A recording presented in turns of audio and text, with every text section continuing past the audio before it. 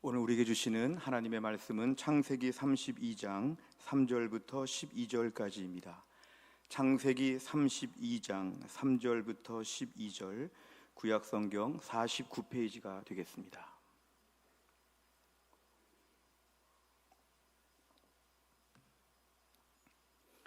창세기 32장 3절부터 12절까지의 말씀입니다.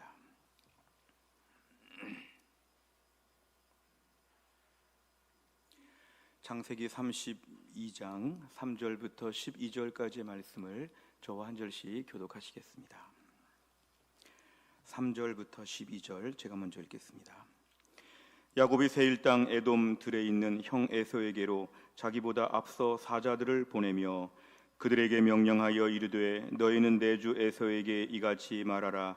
주의 종 야곱이 이같이 말하기를 내가 라반과 함께 거류하며 지금까지 머물러 있었사오며 내게 소와 나귀와 양떼와 노비가 있으므로 사람을 보내어 내 주께 알리고 내 주께 은혜 받기를 원하나이다 하라 하였더니 사자들이 야곱에게 돌아와 이르되 우리가 주인의 형 에서에게 이른즉 그가 400명을 거느리고 주인을 만나려고 오도이다.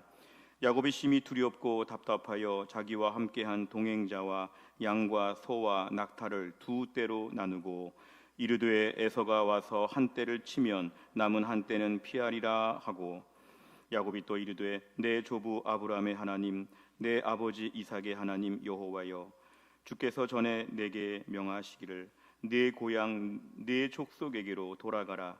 내가 네게 은혜를 베풀리라 하셨나이다. 나는 주께서 주의 종에게 베푸신 모든 은총과 모든 진실하심을 조금도 감당할 수 없사오나 내가 내 지팡이만 가지고 이 요단을 건넜더니 지금은 두 때나 이루었나이다. 내가 주께 간구하오니 내 형의 손에서 에서의 손에서 나를 건져내시옵소서. 내가 그를 두려워함은 그가 와서 나와 내 처자들을 칠까 겁이 나기 때문이니이다. 주께서 말씀하시기를 내가 반드시 네게 은혜를 베풀어 내 시로 바다에 셀 수 없는 모래와 같이 많게 하리라 하셨나이다. 아멘. 기도하겠습니다. 하나님 아버지, 오늘 주일 예배를 드리며 이제 하나님 말씀을 듣는 시간입니다. 하나님 말씀을 선포하는 주의 종을 성령 충만하게 하셔서 하나님 말씀을 권세 있고 능력 있게 대언하게 하여 주옵소서. 하나님 말씀을 듣는 주의 백성들의 마음의 문을 활짝 여시고 하나님께서 오늘 우리에게 주시는 말씀에 청종하여 이 말씀에 순종하여 하늘의 복을 다 받게 하여 주옵소서. 예수님의 이름으로 기도하옵나이다. 아멘. 오늘 우리가 사는 세상에는 쓰레기가 참 많습니다. 사실은 화려한 도시를 살고 있지만 단 하루만 쓰레기 처리가 제대로 되지 않으면 우리의 모든 도시, 우리의 모든 골목들은 금방 지저분해지고 어려워질 것입니다. 참 쓰레기를 버리지 않으려고 많은 노력을 해봐도 우리의 삶엔 쓰레기가 매일매일 나오게 됩니다. 작은 과자 하나만 먹어도 포장지를 뜯어야 되고 또 먹으면 그 봉지를 버려야 되는데요. 음식물을 비롯해서 무슨 옷을 사도 책을 사도 모든 걸 사도 항상 쓰레기가 나오게 됩니다. 비닐 종류, 때론 종이 상자, 스티로폼, 나무, 플라스틱 이런 것들이 늘 배출되는데 아마 코로나 이후에는 더 일회용 용기들이 많이 나와서 우리 주변의 쓰레기들은 점점 더 이렇게 많아지고 있습니다. 꽤 오래전에 어느 방송 프로그램을 보니까 하루 동안 쓰레기 버리지 않기 이런 캠페인을 한번 벌여봤는데 그게 참 어렵습니다. 우리가 마치 매일 숨을 쉬는 것처럼 쉴 새 없이 매번 쓰레기들이 계속 나오게 되는 것은 어쩔 수 없는 것 같습니다. 이 모든 쓰레기들이 잘 정리가 되지 않게 될 때 우리는 참 거기에 대해서 좀 눈살을 찌푸리게 됩니다. 어떤 명절 기간 같은 때를 볼 때 쓰레기가 막 쌓여만 갈 때 하루아침에 금방 지저분한 것을 느끼게 됩니다. 관련 업체 사정이나 아니면은 매립장의 사정이나 때론 노사 분규나 여러 가지 일들을 통해서 쓰레기가 한참 동안이나 치워지지 않고 계속 쌓여지게 되면 금방 우리 삶의 질은 떨어지게 되고 우리의 모든 것들은 금방 참 이렇게 어렵구나 힘들구나 이런 때를 저희가 보내게 됩니다. 겉으로 볼 때 이렇게 쓰레기들이 많아지는 것도 문제이지만 사실은 우리 몸에도 사실은 노폐물이 계속 쌓여가고 있습니다. 어떤 음식을 섭취하는데 양분으로 쓰이고 에너지로 쓰이는 것 이외에 불필요한 부분들이 우리 안에서 계속 쌓여가는 것입니다. 노폐물 처리가 이렇게 배설을 통해서 잘 배출되지 않으면 우리 몸은 금방 건강이 상하게 됩니다. 아무리 건강한 사람이라고 할지라도 이러한 노폐물을 배출하는 신진대사가 조금만 어려워지게 되면 참 힘들고 어려운 날을 그렇게 보내게 됩니다.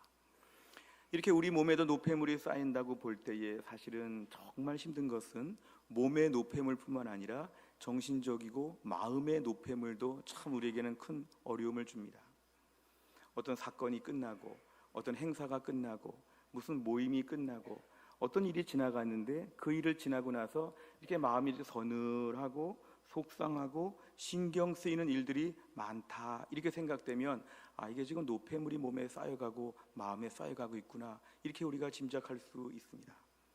때로는 어떤 일을 앞두고 그걸 생각해 보니까 갑작스럽게 마음에 좀 힘들어진다 싶으면 벌써부터 노폐물이 이미 나오고 있구나 참 힘들다 이렇게 우리가 말하게 됩니다.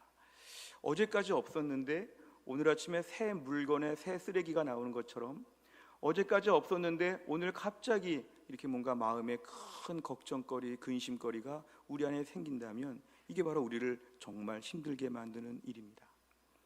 때로는 이렇게 마음에 큰 일로 가슴이 철렁할 때가 있습니다. 막 쇼크를 받은 것처럼 막 어지러울 때가 있습니다.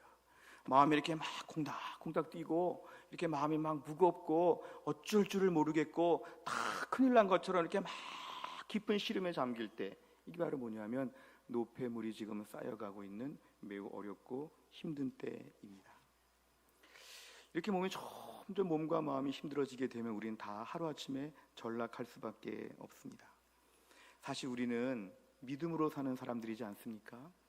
우리가 주일 예배를 드리면서 지금 설교를 듣지 않습니까? 우리는 신앙 고백이 분명하고 천국과 내세에 대한 확신이 분명한데도 불구하고 믿음으로 삶에도 불구하고 우리 안에는 현실적으로 이러한 노폐물들이 우리에게도 많이 있다는 걸 고백하게 됩니다. 베드로전서 5장 7절에 보면 너희 염려를 다 주께 맡기라 이는 그가 너희를 돌보심이라. 아멘. 저런 말씀 다 우리가 아멘으로 고백하는데요, 실제로 살 때 보면은 염려를 맡겼는데 염려가 남아 있습니다. 노폐물을 다 처리한 줄 알았는데 노폐물이 남아 있습니다. 뭔가 이렇게 마음에 근심 걱정이 끊이질 않습니다. 나는 믿음으로 사는데 왜 이럴까? 하나님이 돌보신다는 거 아멘 고백했는데 돌보신다는데도 왜 이렇게 마음이 불편할까?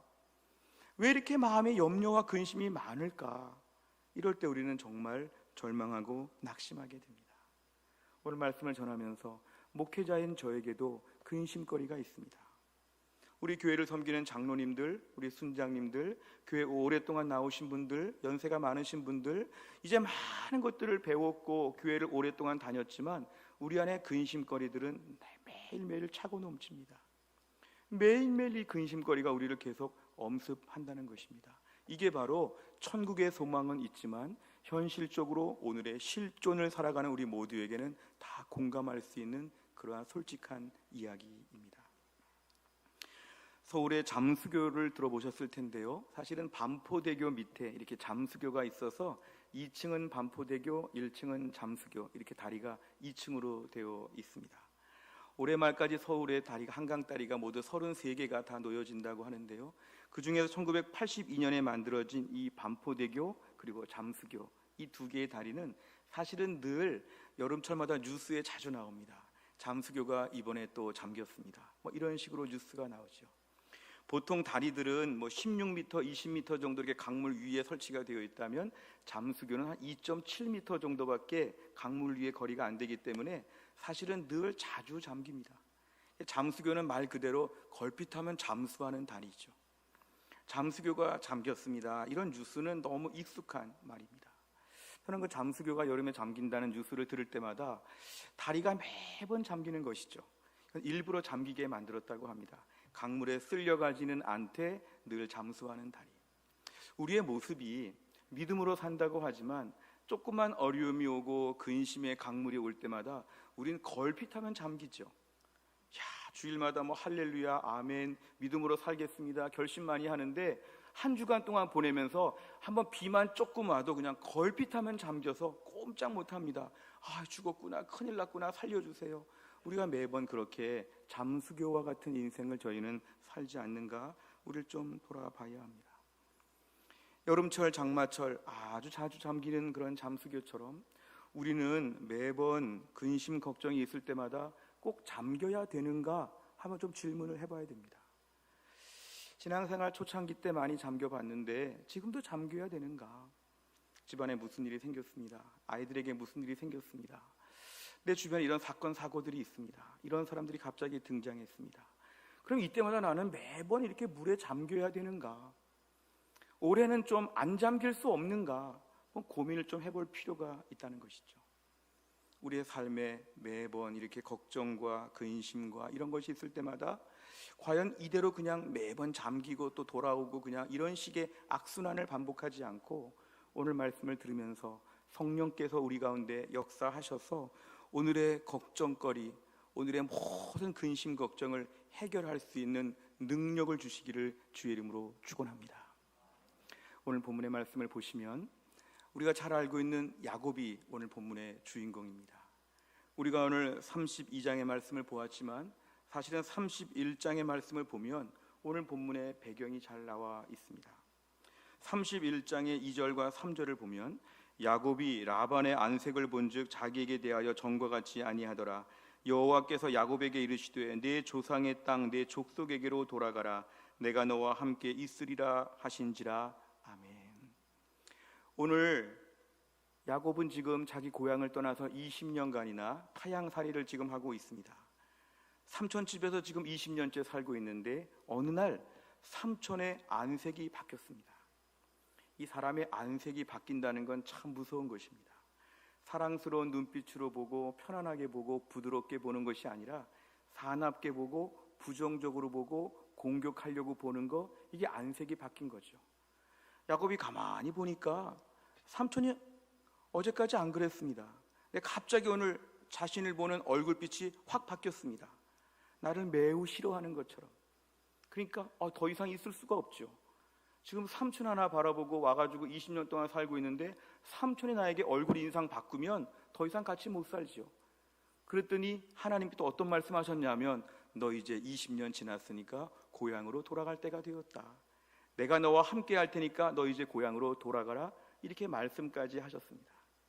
자, 그런데 야곱의 입장에서는 지금 고향으로 돌아가려고 볼 때 그 고향이 특별한 고향이었습니다. 우리 흔히 고향 그러면, 저는 의정부가 고향인데요, 고향 그러면 고향 가면 친구들도 있고, 고향 가면 나를 반겨 맞아줄 사람들도 있고, 고향 가면 뭔가 나의 어릴 때부터 익숙했던 것들도 있고 너무 좋다. 고향을 얼마나 그리워했는지. 타향살이 몇십 년 너무 힘들었다. 어서 고향 가고 싶다. 이런 게 고향인데 야곱에게 있어서 고향은 그런 고향이 아니었습니다. 왜냐하면 20년 전에 사건이 있었습니다. 어떤 사건이었냐면 당시에는 이렇게 큰아들에게 모든 축복을 주고 모든 재산도 많이 주고 큰아들을 많이 우대하던 그런 때였습니다. 근데 아들이 둘밖에 없는데요, 형 에서와 동생 야곱이 살고 있는데 이 동생 야곱은 형이 받을 모든 축복을 가로채고자 하였습니다. 그래서 앞이 잘 안 보이는 아버지를 속여가지고 자기가 형인 것처럼 해서 모든 복을 다 받았습니다. 모든 복을 다 받고 나니까 이제 자기가 형을 누르고 자기가 굉장히 대단하게 된 줄 그렇게 알았지만 형을 속이고 아버지를 속이고 이러한 모든 일에는 엄청난 대가가 있었습니다. 그 일로 말미암아 당장 형이 자기를 죽이려고 하는 매우 위험한 순간을 겪게 되었습니다. 창세기 27장 41절에 보면은 그의 아버지가 야곱에게 축복한 그 축복으로 말미암아 에서가 야곱을 미워하여 심중에 이르기를 아버지를 곡할 때가 가까웠은즉 내가 내 아우 야곱을 죽이리라 하였더니. 아멘. 저 말씀 보면 형 에서가 동생 야곱이 얼마나 얄미운지, 동생 야곱이 얼마나 싫었는지 그냥 죽여야 되겠다, 이런 마음을 갖게 되었습니다. 동생이 미운 것이 얼마나 심하면 죽여야겠다, 그래야 마음이 시원하겠다, 이런 마음을 갖게 되었습니다. 그러자 오늘 동생 야곱은 그 형과 함께 있을 수가 없죠. 한 집안에 있다가 언제 죽을지 모르니까 아예 멀리 피신을 가게 되었는데 한 달 동안이나 걸어가야 되는 먼 길, 하란 땅이라고 하는 곳에 가가지고 삼촌 집에서 살게 되었습니다. 그리고 지난 20년 동안 삼촌 집에서 고생 많이 하면서 일 많이 하면서 살았습니다. 야곱의 이름의 뜻은 발 뒤꿈치를 잡았다는 것은 뭔가 쟁취하고 투쟁하고 뺏고 거짓말하고 가로채고 약삭빠른 인생, 그런 뜻입니다. 지난 20년 동안 속이기도 하고 속기도 하고 빼앗기도 하고 손해보기도 하고 엎치락 뒤치락 살면서 그래도 하여튼 간에 자기 가정을 거느리게 되었고 많은 재산도 갖게 되었고 그는 떵떵거리며 살게 되었습니다. 근데 이제 거의 반강제적으로 고향 땅에 억지로 와야 되는데, 문제는 삼촌 라반의 안색이 변하여 삼촌 집에 있을 수는 없고, 고향에 돌아오려고 보니까 형이 20년 전에 원한을 지금도 갖고 있을까 싶어서 두렵고, 내가 사는 집은 팔렸는데 갈 집은 없는 매우 지금 답답한 상황이었습니다. 진퇴양난이죠. 계속 있을 수 없고 갈 데는 없고 고향은 또 두렵고, 이런 가운데 오늘 야곱은 매우 어려운 때를 겪게 되었습니다. 게다가 지금 심부름꾼을 좀 보내가지고 형한테 좀 연락을 해봤더니 형이 온다고 하는데 형이 400명을 데리고 온답니다. 이 400명이 지금 어떤 의미일까? 400명이 지금 꽃 한 송이씩 들고 환영합니다, 야곱 고향으로 오신 걸 환영합니다, 이런 사람들일까? 그러기엔 너무 많지 않은가? 꼭 400명이 막 칼을 들고 지금 막 달려오는 사람들처럼 그렇게 보였던 것이죠.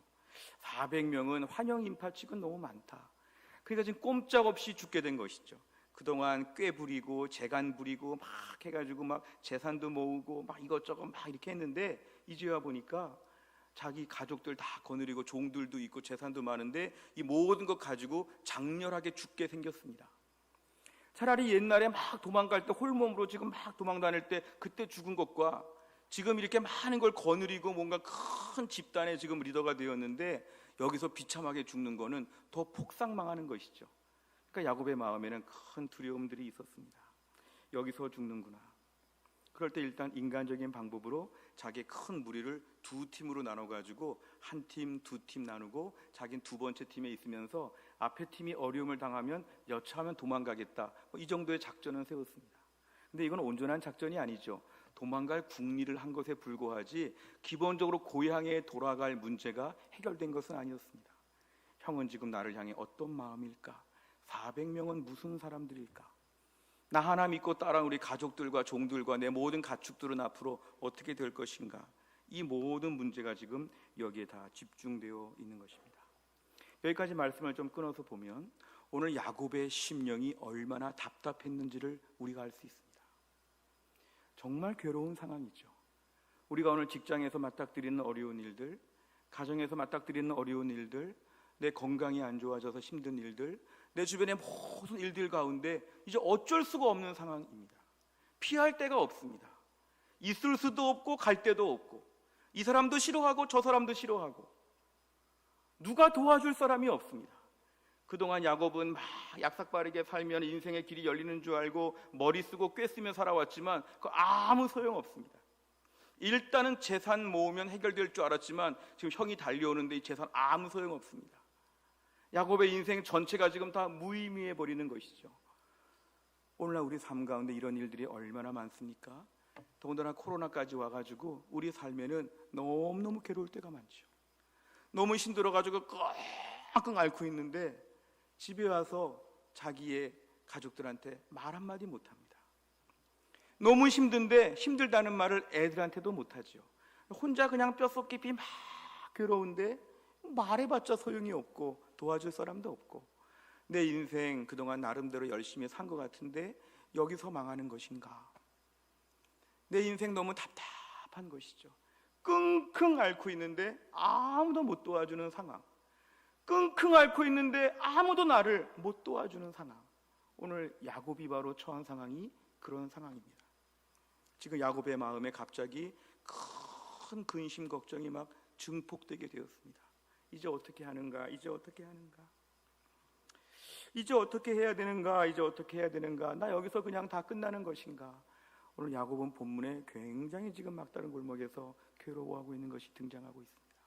근데 오늘 야곱이 이 상황을 어떻게 풀고 있는지를 저희가 한번 살펴보려고 합니다. 이렇게 힘들고 어려울 때 오늘 야곱은 9절부터 12절까지를 보면 하나님 앞에 기도하기를 시작합니다. 제 할아버지 아브라함의 하나님, 제 아버지 이삭의 하나님, 하나님 저에게 돌아가라고 하지 않았습니까? 은혜 준다고 하지 않았습니까? 10절에 보면 하나님이 저에게 베풀어 주신 은혜와 사랑이 너무 많은데 지팡이 하나 가지고 건넜는데 이렇게 많은 가족과 재산들을 갖게 되었습니다. 11절의 말씀을 보면 제발 형 에서로부터 구해 주십시오. 오늘 11절이 본론이죠. 제발 저를 형 에서로부터 구해 주십시오. 형이 와가지고 400명의 군사를 거느리고 와서 저를 죽이고 우리 애들 다 죽이고 우리 가족들 다 해치고 이 모든 것들 다 완전히 쑥대밭을 만들까봐 너무 두렵습니다. 오늘 11절이 가장 핵심적인 염려와 근심 걱정의 핵심적인 것입니다. 12절 하나님께서 나에게 많은 복을 주고 자손을 바다의 모래알처럼 많게 하겠다고 하지 않았습니까? 어떡합니까? 어떡합니까? 오늘 야곱이 지금 막 신음하면서 기도하고 있습니다. 지금 근심거리가 너무 많은데 이 근심 걱정거리 앞에서 야곱이 취한 행동은 9절부터 12절까지 하나님께 기도한 행동이었다는 것이죠. 자기 혼자서 충분히 더 힘들고 괴롭고 낙심하고 침체되고 막 어디로 가야 될지 모르는 상황 가운데서 야곱은 하나님께 드디어 기도하게 된 것입니다. 우리가 출애굽기를 보면 이스라엘 백성들 애굽에서 노예 생활 400년 동안 하면서 신앙 다 잃어버리고 애굽 사람들 다 따라하고 우상 숭배 다 따라하고 이스라엘 백성들이 신앙의 정체성을 많이 잃어버렸죠. 그런데 애굽 왕 바로가 막 힘든 일 시키고 막 괴롭히고 막 욕하고 막 하니까 이스라엘 백성들이 드디어 하나님께 부르짖어 기도했다고 했습니다. 왜 기도했을까요? 믿음이 그냥 회복된 것일까요? 고난에 처해가지고 막다른 골목에서 기도하지 않을 수 없는 절박한 상황에 처한 것이죠. 하나님이 몰아가시는 것이죠. 기도할 수밖에 없게 딱 기도하는 길목으로만 몰아가신 거죠. 그래서 기도해서 하나님께 매달린 것이 출애굽 때 이스라엘 백성들의 모습이었습니다. 오늘 본문에 보시면 이 야곱의 모습은 20년 동안 삼촌 집에 있으면서 기도 생활 잘했을까요? 20년 동안 야곱이 기도한 장면들이 많이 나옵니까? 20년 동안 뭐 했죠? 그냥 결혼 생활하고 그냥 재산 증식만 한 것이죠.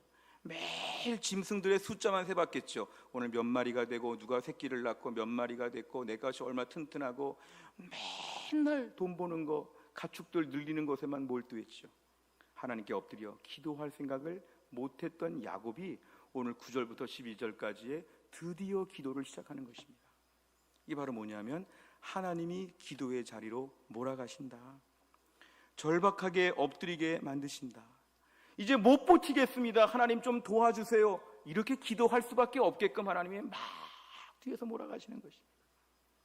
평탄할 때, 좋았을 때, 행복했을 때 야곱이 뭐 기도 생활 많이 한 거 이런 게 없으니까 지금 이 막다른 골목에서 야곱은 하나님 앞에 기도가 회복되고 엎드리고 엎드리게 이렇게 되었다는 것입니다.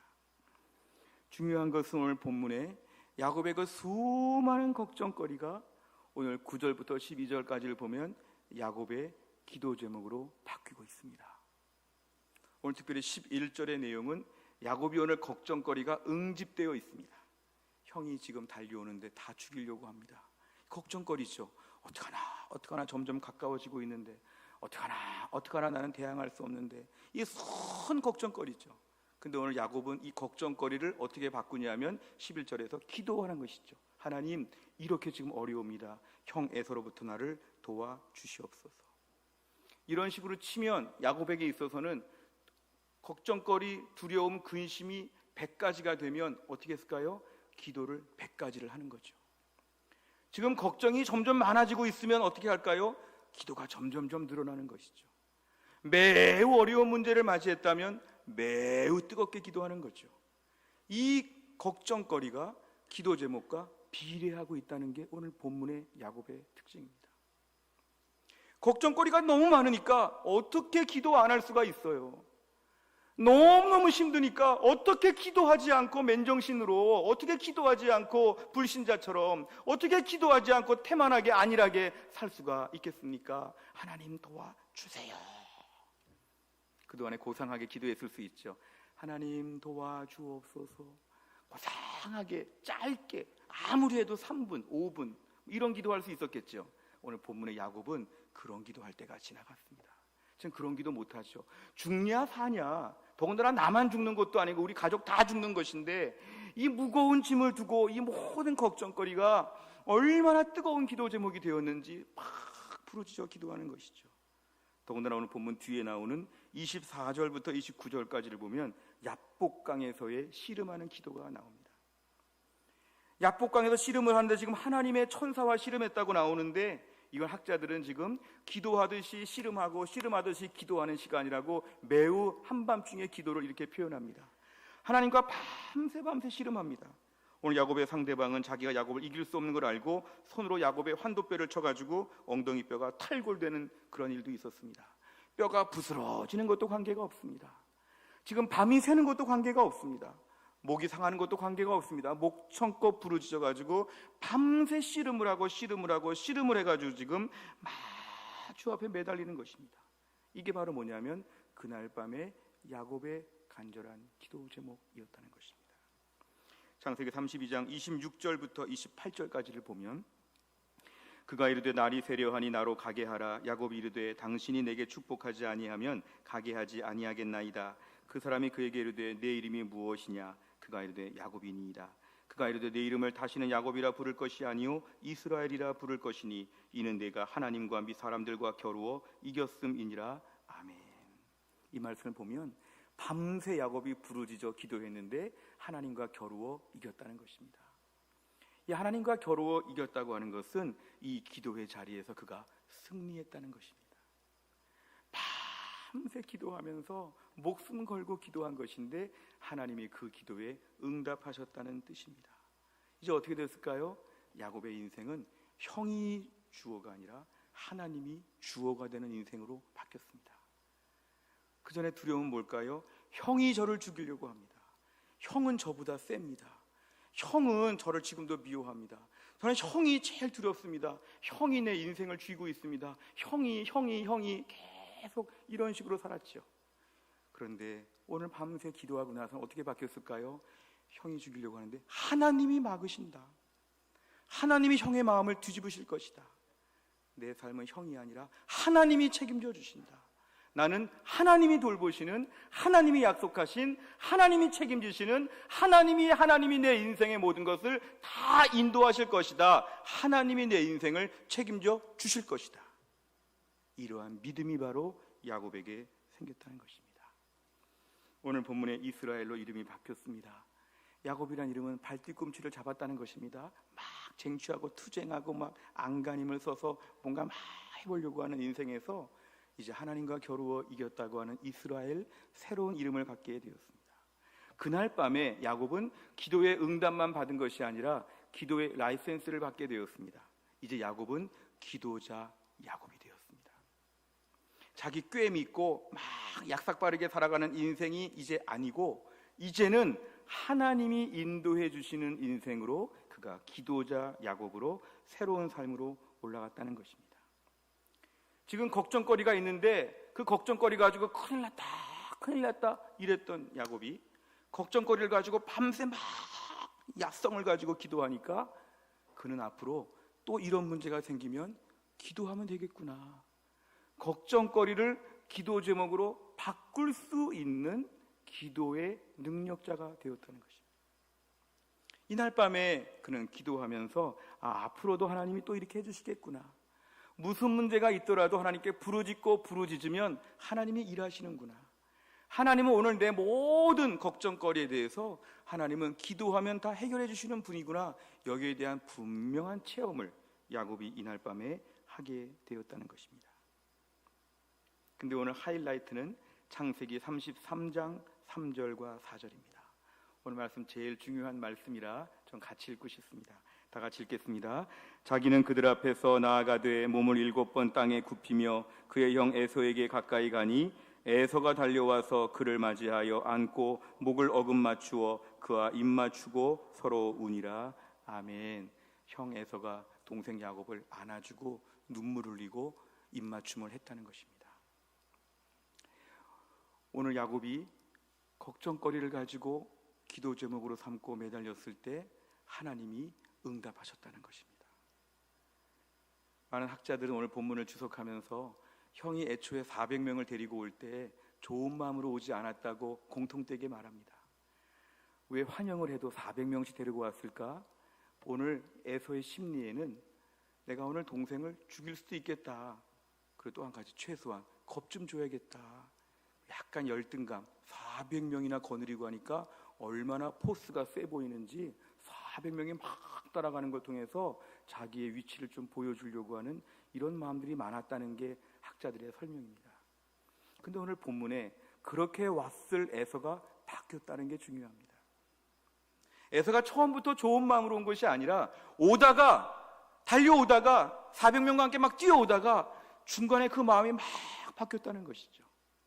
마치 서울에서 부산을 가는데 서울에서 안 좋은 마음으로 막 출발했는데 대전쯤 오니까 마음이 바뀐 것이죠. 이 밉고 얄밉고 약삭 빠르고 자기 이익 추구하고 속색이고 막 이랬던 동생 미운 야곱이 아니라 객지에서 얼마나 고생했을까, 집 떠나서 얼마나 일하느라고 힘들었을까, 얼마나 동생이 보고 싶었나, 아버지 살아생전에 동생이 온다니까 이건 너무 기쁜 일이 아닌가, 이렇게 마음이 바뀌었다는 것이죠. 오면서 하나님이 그 마음을 계속 바꾸신 것이죠. 야곱의 마음이 분노의 마음과 복수의 마음과 원한의 마음이 중간에 오다가 기도 제목으로 바꿔서 기도했더니 하나님이 그 기도에 응답하셔서 이 에서의 마음을 계속 고쳐서 동생을 안아줘라, 동생과 함께 울어라, 동생과 막 포옹하고 동생을 불쌍히 봐라, 동생 모처럼 하는데 동생 앞으로 잘 정착할 수 있도록 네가 책임지고 도와줘라, 이런 마음으로 하나님이 에서의 마음을 막 바꾸신 것이죠. 33장의 3절과 4절의 말씀은 그냥 자연스러운 본문이 아니라 에서의 원래 성품이 그런 게 아니라 이 가정의 사건이 원래 그런 것이 아니라 하나님이 굉장히 이걸 뒤집어 가지고 하나님이 바꾸신 응답의 역사라는 것입니다. 오늘 본문을 좀 우리에게 적용해 본다고 하면 오늘 본문에 야곱이 느꼈을 두려움과 어려움이 있을 때마다 우리가 어떻게 해결하고 있는지를 좀 잘 돌아봐야 합니다. 우리는 흔히 문제가 생기고 어려운 일이 생기고 어려운 사람들이 등장하게 되면 이런 말 합니다.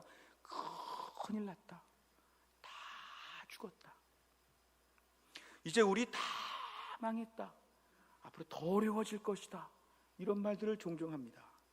이거는 불신자들이 하는 말이죠. 성도들은 뭐라고 말할까요?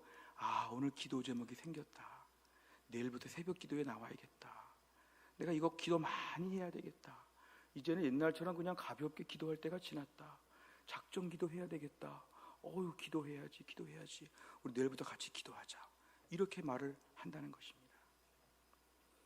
우리가 성숙하지 못하고 고난에 대한 문제를 푸는 방법을 서투르게 되면은 어려운 일이 생길 때마다 희생양을 잡죠. 누구 때문에 그렇다는 거죠. 아니면 지나친 자아 비판을 하죠. 내가 옛날에 뭐 해서 어쩌라는 말입니까? 해결은 못 보는데 어쩌라는 겁니까? 끝이 안 나는 전쟁이죠. 이럴 때 뭐 해야 됩니까? 오늘 걱정거리가 생겼네, 오늘부터 기도해야 되겠네, 이게 오늘의 하나님이 나에게 주신 기도 제목이네, 나 이것 때문에 걱정이 많으니까 기도가 많아집니다. 걱정이 매우 충격적이니까 기도가 더 뜨겁습니다. 저 기도 앞으로 작정하고 하겠습니다, 이렇게 태도가 바뀐다는 것입니다. 시편 86편 7절에 보면 나의 환난 날에 내가 주께 부르짖으리니 주께서 내게 응답하시리이다. 좀 보여주실까요? 보세요. 환난 날이 무슨 날이 됩니까? 부르짖는 날이 됩니다. 환난 날이 부르짖는 날이 되니까 그날이 무슨 날이 됩니까? 응답의 날이 된다는 것입니다. 환난 날은 망했다, 누구 때문이다, 우리 어려워질 건데 어떡하냐, 이런 날이 아니라 환난 날은 부르짖는 날, 주께 부르짖으리니 그날이 뭐로 바뀝니까? 응답의 날로 확 바뀌어버린다는 것입니다. 이 말씀을 믿으시기를 주의 이름으로 축원합니다. 우리 인생 가운데 환난 날은 부르짖는 날이 되기만 하면 그날이 무슨 날? 응답 날이 된다는 것입니다. 마태복음 6장 34절에 보면 그러므로 내일 일을 위하여 염려하지 말라, 내일 일은 내일이 염려할 것이요 한날의 괴로움은 그날로 족하니라. 아멘. 보십시오. 한날의 괴로움은 그날로 족하니라. 한날의 걱정거리가 그날 하루치만으로도 묵직하다는 것입니다. 저 말씀은 이거죠. 내일 걱정거리 가지고 오늘 미리 걱정하지 말라는 것인데요, 다른 말로 하면 어제의 걱정거리 가지고는 어제 기도해야 된다는 것입니다. 오늘의 걱정거리 가지고는 오늘 기도하라는 것입니다. 내일 걱정거리는 또 생깁니다. 내일 걱정거리, 내일 또 기도할 준비하라는 것이죠. 문제는 하루치 걱정거리가 늘 생긴다는 것. 아무리 경건생활 잘하고 아무리 믿음으로 순종해도 매일매일의 걱정거리는 다 생깁니다. 우리 모두에게 늘 걱정거리가 생기죠. 그런데 하루의 걱정거리는 그날의 기도 제목이 되어야 한다는 것입니다. 올해 우리 교회 표 중에 매일 기도라는 말이 있습니다. 왜 매일 기도합니까? 그날치에 걱정거리가 있기 때문에 그날치에 기도가 꼭 필요하다는 것입니다. 오늘 하루의 쓰레기를 오늘 치워야지만 집이 깨끗한 것처럼, 오늘 하루 노폐물을 오늘 배출해야지만 몸이 건강한 것처럼, 오늘 하루의 걱정거리가 나에게 생기면 이걸 가지고 내일 기도하겠다, 뭐 며칠씩 모았다가 나중에 치우겠다, 이렇게 하지 말라는 것입니다. 그동안 병든다는 것이죠. 오늘치 걱정거리 가지고 오늘 꼭 기도해가지고 오늘 밤에 야복강에서 야곱처럼 해결을 본다는 것이죠. 하나님 도와주옵소서. 언젠간 기도하겠지, 누가 기도해 주겠지, 기도 안 해도 되겠지, 이런 마음 갖지 말라는 것입니다. 오늘의 걱정거리가 바로 뭡니까? 하나님이 오늘 나에게 주신 과제물입니다. 오늘치 숙제입니다. 오늘치 기도 제목입니다. 기도 좀 안 하려고 했더니 기도 제목 막 갖다 주시죠. 너 오늘 잠잘 수 있겠니? 너 오늘 새벽에 잠잘 수 있겠니? 너 오늘 기도 안 하고 버틸 수 있겠니? 기도 제목 이렇게 많은데 기도 제목을 매일 주시지요. 그럴 때마다 우리가 하나님 오늘도 제가 기도하겠습니다. 오늘 걱정거리가 많은 거 보니까 기도 많이 하라는 하나님의 사인인 것을 제가 알았습니다. 제가 하나님 오늘 기도하겠습니다. 이런저런 문제가 생길 때마다 하나님 제가 이거 가지고 기도하겠습니다. 제가 이거로 기도하면 환난 날이 부르짖는 날 되고 부르짖는 날이 응답 날이 된다고 했으니까 오늘 제가 부르짖어 가지고 응답을 받겠습니다. 이런 믿음의 결단을 우리가 하라는 것입니다. 사무엘상 12장 23절에 보면은 나는 너희를 위하여 기도하기를 쉬는 죄를 여호와 앞에 결단코 범하지 아니한다. 보십시오. 기도하기를 쉬는 것을 죄라고 말합니다. 오늘치 기도 안 하면 직무유기라는 것이고 무책임한 인생입니다. 이렇게 문제가 많은데 가정을 위해서, 직장을 위해서, 교회를 위해서 어떻게 기도하지 않고 버티는지, 이거는 죄라는 것이죠. 죄. 네가 기도할 걸 네가 기도하지 않고 이렇게 무책임하니 누구 보고 기도하라고, 누가 해결해 달라고. 기도하지 않으면 오늘치 문제에 큰 어려움이 된다는 것이죠. 문제는 뭘까요? 오늘치 기도 가지고 네가 오늘 기도할 분량이 있어. 오늘 기도해야지만 이 문제가 해결돼. 오늘치 걱정거리, 오늘치 기도인데 이거 네가 안 하면 누가 하겠어? 우리의 가정을 위해서, 교회를 위해, 나라와 민족을 위해서 우리는 기도의 자리에 그래서 끊임없이 나와야 한다는 것입니다. 우리가 오늘 기도하지 않으면 우린 두려움이 많아져서 자꾸만 나의 애서에게 묶입니다. 애서가. 잠언 29장 25절에 보면 사람을 두려워하면 올무에 걸리게 되거니와 여호와를 의지하는 자는 안전하리라. 우리가 오늘 기도하지 않으면 근심 걱정 때문에 사람을 두려워합니다. 애서가 400명이나 옛날에 죽이려고 했는데 이거 트라우마가 다시 살아나죠.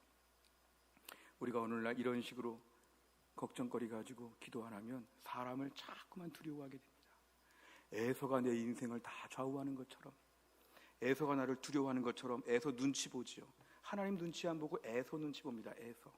애서가 어떻게 보는가? 오늘 말씀은 사람을 두려워한 올무에 걸리는데 여호와를 의지하고 기도하는 자가 안전하다 그랬습니다. 우리가 오늘 심령이 안전하기 위해서는 뭐 해야 됩니까? 하나님께 부르짖어 기도하면, 나의 걱정거리가 기도 제목이 되기만 하면 우리가 안전할 줄로 믿으시기를 주의 이름으로 축원합니다.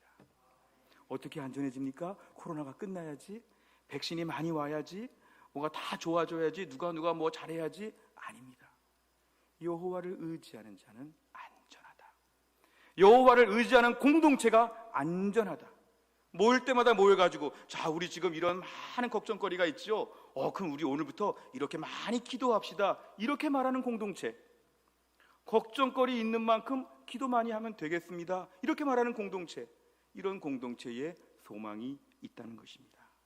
성경을 보면 빌립보 4장 6절 아무것도 염려하지 말고 모든 일에 기도와 간구로 너희 구할 것을 감사함으로 하나님께 아뢰라. 염려하지 말라 그랬고 맨 마지막에 기도하라 그랬습니다.